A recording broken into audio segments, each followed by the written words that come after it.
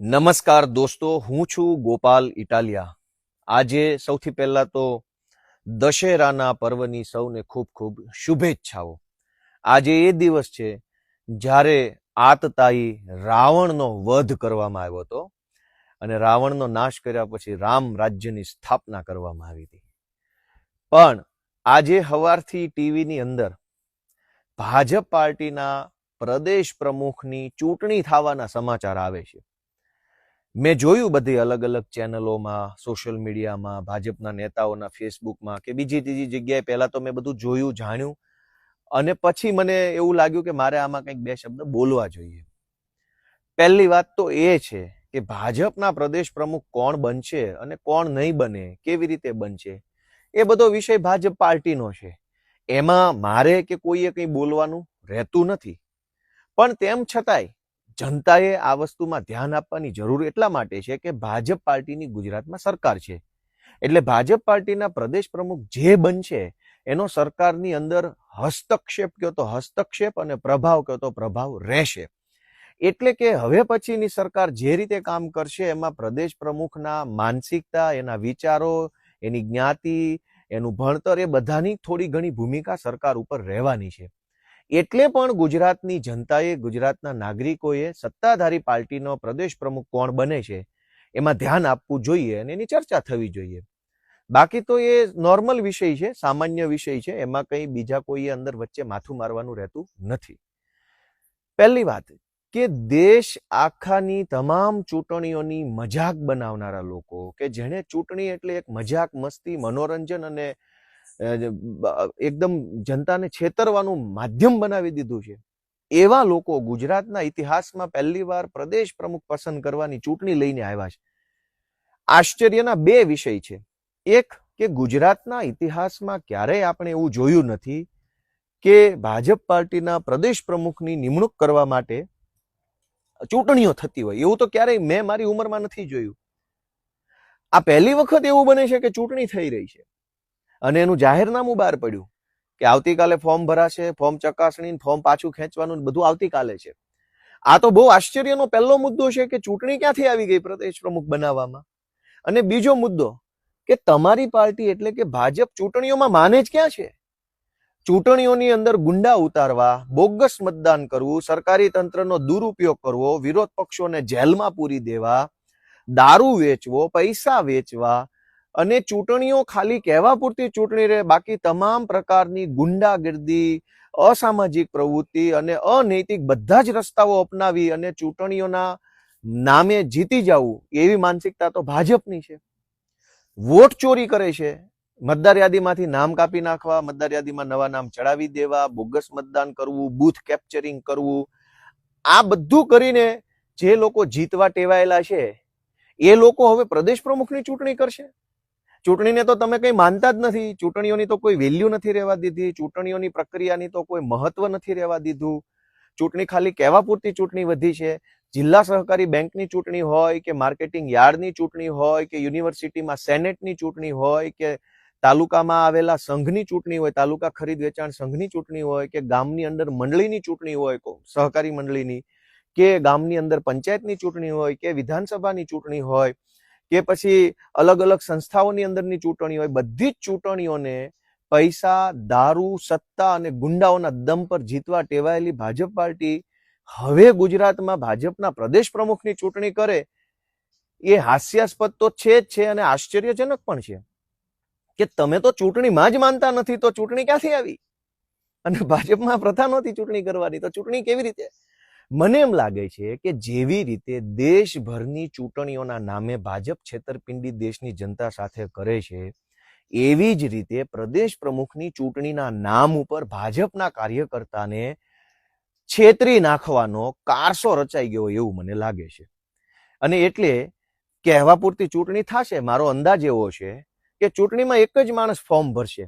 જેમ સહકારી મંડળીની ચૂંટણીમાં, બેંકની ચૂંટણીમાં, ડેરીની ચૂંટણીમાં પણ એવું જ થાય છે કે સામેવાળાને ફોર્મ જ ન ભરવા દે. ભૂલથી કોઈ ફોર્મ ભરે તો ક્રાઇમ બ્રાન્ચ ને LCB ને SOG ના બધા પોલીસ અધિકારીઓ આવી દમદાટી કરી ફોર્મ પાછા ખેંચાઈ લે છે અને બિનહરીફ કરાઈ નાખે છે. મને એમ લાગે છે કે ગુજરાત ભાજપના પ્રદેશ પ્રમુખની ચૂંટણી પણ બિનહરીફ જેવી જ થશે, કેમ કે બીજા કોઈની ઓકાત થોડી છે ફોર્મ ભરી જશે. અમિત શાહે કે કેન્દ્રના ભાજપના નેતાઓએ જે માણસને ફોન કરીને કહી દીધું હશે કે તારે ફોર્મ ભરી દેવાનું છે, તને જ પ્રમુખ બનાવવાનો છે, એ એક જ ફોર્મ ભરી શકશે.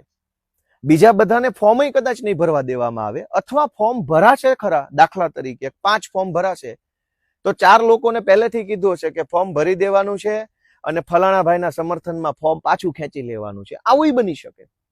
એટલે 5 ફોર્મ ભરાય, 4 પાછા ખેંચી લે, એક માણસ બિનહરીફ થઈ જાય. એટલે કુલ મળીને લોકસભાની ચૂંટણીમાં જે ખેલ થાય છે, વિધાનસભાની ચૂંટણીમાં જે ખેલ થાય છે, કે જિલ્લા પંચાયતની, તાલુકા પંચાયતની, ગ્રામ પંચાયતની, કોઓપરેટિવ બેંકની ચૂંટણીમાં જે ખેલ કરવામાં આવે છે બિનહરીફ કરવાનો, દાદાગીરી અને નાગાઈના દમ ઉપર, એવો ખેલ આ ભાજપના પ્રદેશ પ્રમુખની ચૂંટણીમાં થશે એવું મને લાગે છે. યા તો એક જ માણસનું ફોર્મ ભરાશે, યા તો 5 ફોર્મ ભરાશે અને 4 ફોર્મ પાછા ખેંચાઈ જશે. એટલે કે કહેવા પૂરતી ચૂંટણી થશે, પણ પરિણામ પહેલેથી નક્કી હશે કે કોણ પ્રદેશ પ્રમુખ બનવાનું છે. એટલે ભાજપના પ્રદેશ પ્રમુખની ચૂંટણી ઉપરથી ગુજરાતની જનતાએ વિચારવું પડે કે જો એના પ્રદેશ પ્રમુખની ચૂંટણીઓ આવી રીતે કરતા હોય તો રાજ્યની ચૂંટણીઓ કેવી રીતે થતી હશે. પ્રદેશ પ્રમુખની ચૂંટણીની ગેમ ફિક્સ છે કે કયા માણસને પ્રદેશ પ્રમુખ બનાવવાનો છે, એક્સ ને કે વાય ને કે ઝેડ ને. જેને બનાવવાનો છે એનું ફોર્મ ભરાઈ જશે, એ જીતી જશે ને એ જ બનશે. ચૂંટણી તો ખાલી કહેવા પૂરતી છે, કાર્યકર્તાઓને એમ સમજાવવા માટે કે જોયું, હાઈકમાન્ડ નહીં પણ હવે તો કાર્યકર્તા નક્કી કરે છે કે કોણ પ્રમુખ બનશે. અને વર્ષો પછી પહેલી વાર ચૂંટણી કેમ કરવી પડી, એ પ્રશ્ન એટલા માટે છે કે હવે કોકડું ગૂંચવાયું છે. ભાજપના મૂળભૂત કાર્યકર્તાઓ ખૂબ નારાજ છે, ખૂબ દુઃખી છે કે આ શું ચાલે છે પાર્ટીમાં.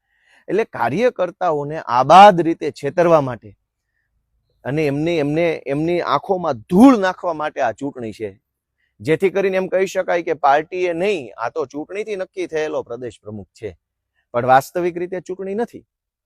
એટલે આ પ્રદેશ પ્રમુખની ચૂંટણી છે એ દેશમાં ભાજપના શાસનમાં કેવી રીતે ચૂંટણીઓ થાય છે એનું પ્રતિબિંબ છે. કે જો આમ જ ચૂંટણીઓ કરે છે, કોઈ ફોર્મ ભરે તો દમદાટી ધાકધમકી કરીને પાછા ખેંચાઈ લેવાના, કોકના ફોર્મ રિજેક્ટ કરાવી નાખવાના, છેલ્લે એક જ માણસ વધે, જેને જીતાડવાનો એ જ વધે. તો ભાજપની ચૂંટણીમાં હું નથી માનતો કે મતદાન કરવું પડશે. વગર મતદાને જેને નક્કી કર્યો છે એ જ માણસ પ્રદેશ પ્રમુખ બનશે એવું મારું માનવું છે. ગુજરાતની જનતાએ આ બાબતની નોંધ લેવી જોઈએ, જાણવું જોઈએ કે આ ધંધો જે ચાલી રહ્યો છે એ કેટલો ઘાતક છે. અને ભાજપના કાર્યકર્તાઓને વિનંતી છે કે તમે જે ભાજપ સાથે જોડાયેલા હતા એ ભાજપ હાલમાં નથી. તમે કેશુભાઈ પટેલની ભાજપ સાથે જોડાયેલા હશો, કે અટલ બિહારી વાજપેયીજીની ભાજપ સાથે જોડાયેલા હશો, તમે જનસંઘમાંથી બનેલી ભાજપ સાથે જોડાયેલા હશો, તમે 70% કોંગ્રેસના માણસોને 30% ભાજપના માણસોની મિલીજુલી સરકારવાળી ભાજપમાં નહીં જોડાયેલા હો. આજ ગુજરાતની કેબિનેટની અંદર જે મંત્રીઓ છે એમાં 70% મંત્રી કોંગ્રેસમાંથી આવેલા છે, 30% મૂળ ભાજપના માણસો છે. તો આ કેવા પ્રકારનું મિશ્રણ થયું? અહીંયા તો કેટલા વર્ષોની ધૂણી દખાવીને બેઠેલા માણસો છે કે જેને એક આશા હતી કે કંઈક સારું થશે.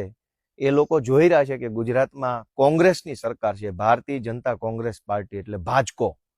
એટલે ભાજકો પાર્ટીના પ્રદેશ પ્રમુખની ચૂંટણીની અંદર બધું જ સ્ક્રિપ્ટેડ છે. જેમ વિધાનસભાની અંદર સ્ક્રિપ્ટેડ પ્રશ્નો પૂછવામાં આવે છે, સ્ક્રિપ્ટેડ જવાબ આપવામાં આવે છે, એમ ભાજપના પ્રદેશ પ્રમુખની સ્ક્રિપ્ટેડ ચૂંટણી આવતીકાલે થશે. અને પરમ દિવસે જે સ્ક્રિપ્ટમાં લખાયેલો માણસ છે પ્રદેશ પ્રમુખ બનશે. જે બનશે એને હું એક મારી ફરજના ભાગરૂપે, હું કેમ કે પાર્ટીનો પ્રદેશ પ્રમુખ રહી ચૂક્યો છું, એક પ્રોટોકોલના ભાગરૂપે હું શુભેચ્છા જરૂર પાઠવીશ. કેમ કે પ્રદેશ પ્રમુખ રાજ્યના બને છે, રૂલિંગ પાર્ટીના, એને શુભેચ્છા આપી, એક કર્ટસી છે, સ્પોર્ટમેનશીપ છે, એ હું નિભાવીશ. પણ આ જ નોંધ એ લેવા જેવી છે કે ભાજપના કાર્યકર્તાઓની આંખમાં ધૂળ નાખવાની ચૂંટણી આવી છે. જે લોકોએ દેશની ચૂંટણીની પથ્થારી ફેરવી નાખી એ લોકો પ્રદેશ પ્રમુખની ચૂંટણી કરે છે. તો લોકશાહીમાં આનાથી વધુ હાસ્યાસ્પદ કે આનાથી વધુ દુર્ભાગ્યપૂર્ણ હોઈ શું શકે? એ ગુજરાતની હવ જનતા અને ભાજપના કાર્યકર્તાઓ વિચારે. અને આટલું બધું વિચાર્યા પછી તમારો આત્મા જાગે તો ગુજરાતમાં બદલાવ લાવવા માટેની અમારી લડાઈને તમારા આશીર્વાદ મળે એવી હું આશા રાખું છું. જય જય ગરવી ગુજરાત.